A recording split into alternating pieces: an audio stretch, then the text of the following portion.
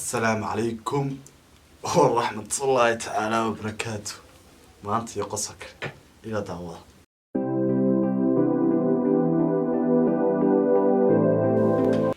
ما أنت قص البان إذا كنت أمهنا يا حتى تكون استيهن سبسكرايب سارة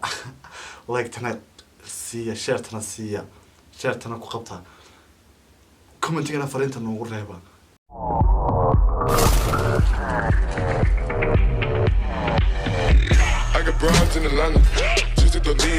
maanta iyo qosol labaad soo doqdi oo gidaar la saaray reaction ma ka wada bixinaa war subscribe hala saaro like tana lagu qabto hala share gareeyo description ka hoosana TikTok iyo Facebook iyo Instagram iyo follow hana laga soo dhaho asxaabta aad baad u mahadsantiin waan niiqirsanahay inta cusub baa jira war intaana muuqaal ka bilaabay war subscribe ka saara naqala shidaan ku yaal oo meesha kala kiciya maqaaxidan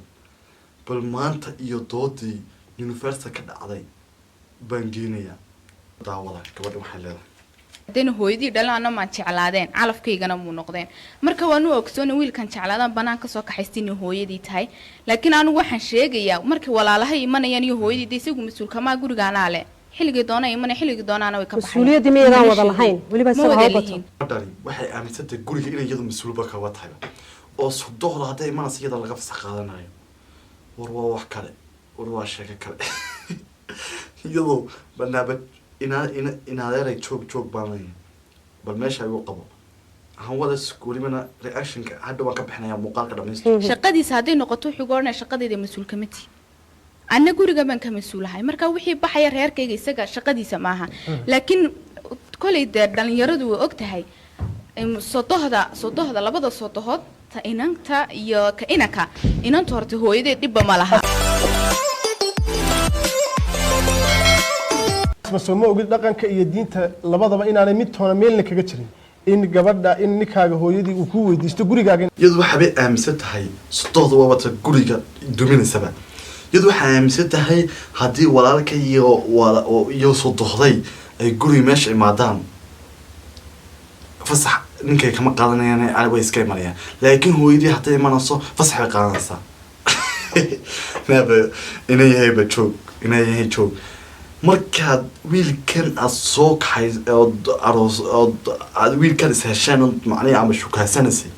wiil diyaarsan maaragtay wiil labis qurux badan maaragtay xawkeen dhimaas war 9 bilood baa uurka lagu hayay ya 9 bilood baa uurka lagu hayay 5 jir ilaa 8 jir ilaa 20 jir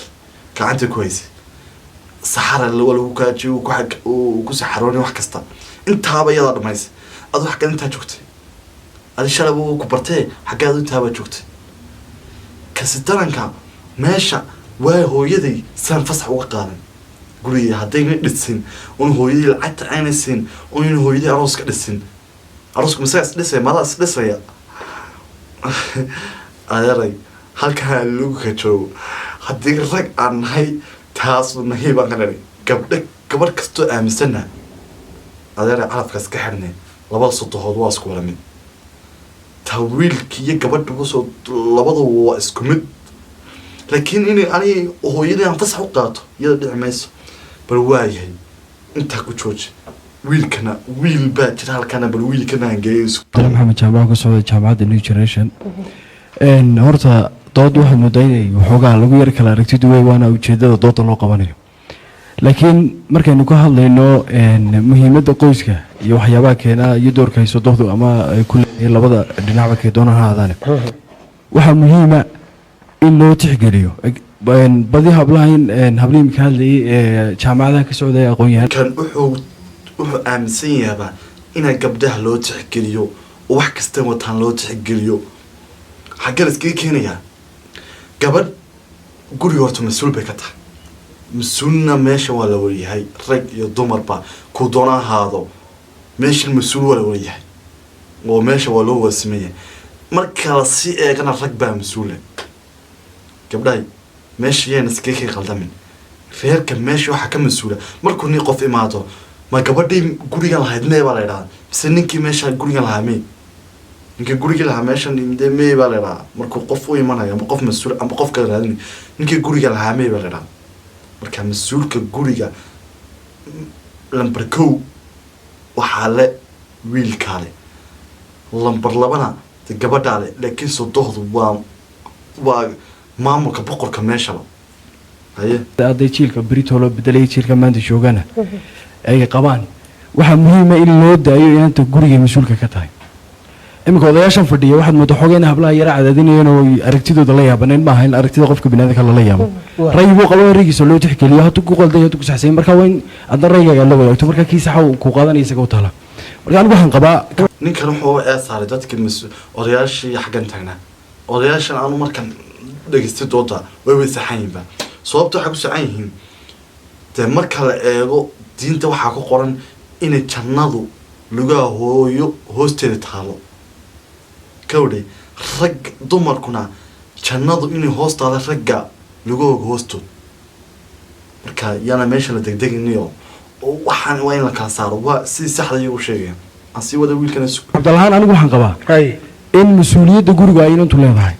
wixii xidhiidh iyo waalidnimo waa halkeeda waad ogoshahay hooyada ku dhashay inaad ogolaansho anigu cabdalamahi beri marka inay guursan waan la qabaa iyadaan weydiinaya aan ogolaanshaha weydiisanaya warkaalay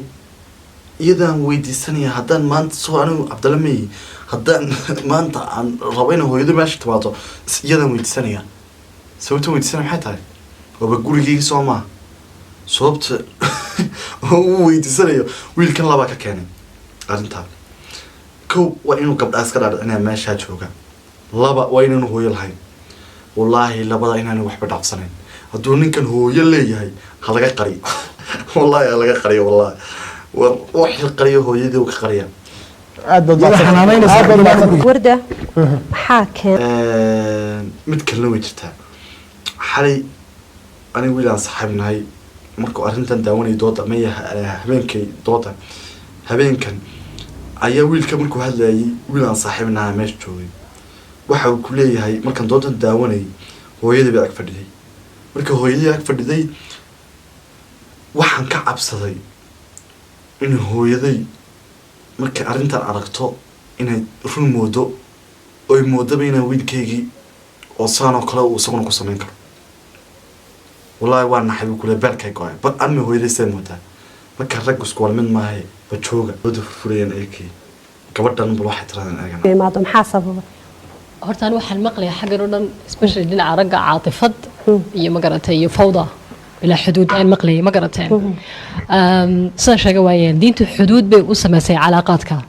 horta guurku waa miithaaqun qaliid waa cahdi ka dhexeeya laba qof oo isguursaday soo maaha waan ku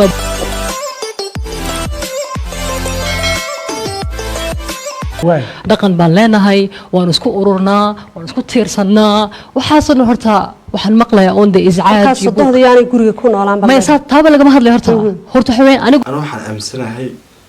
sodohda labada sodohda inay isku wala mid yihiin haddaba xagga ay ugu jooga labadan sheekh umal muxuu ka dhahay sheekh umal